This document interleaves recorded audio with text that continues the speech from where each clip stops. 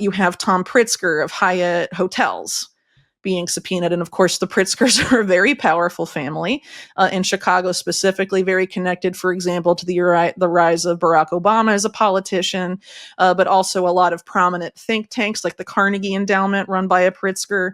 And I think Tom Pritzker, who was subpoenaed here, ran for a long time or was chairman of the board of CSIS, which is one of these very national security adjacent think tanks with a lot of influence on U.S. national security policy. So probably people that can afford to be sort of left out of the limelight, I guess, because a lot of, what I've argued for a long time as it relates to Epstein is that, there's been a pretty much exclusive focus on his sex crimes, but not his financial crimes. Epstein was a guy that, obviously the media narrative since his arrest and his death has tried to frame him as a great Gatsby kind of figure. He was all talk and just a charlatan and this and that.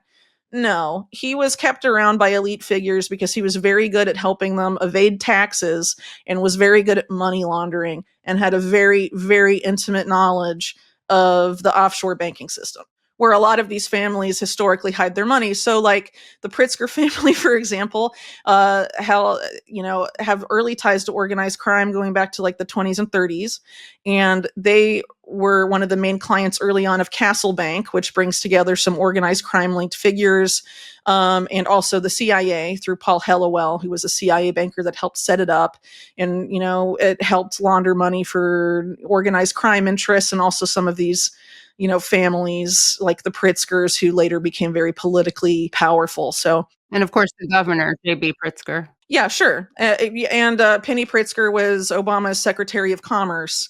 Right. And the Pritzkers and the Crowns, who, Lester Crown was part of the mega group that we talked about earlier. And the Crown family, going back to Henry Crown, have extensive organized crime ties as well. They sort of helped Barack Obama's early career, for example, and sort of helped propel him to the presidency, and first as a senator, right? But sort of, have a lot of influence on Democratic politics in Chicago in particular. So it's really not surprising that you'd have a Pritzker be governor there. But they're quite a powerful and influential family. It doesn't really get talked about a lot.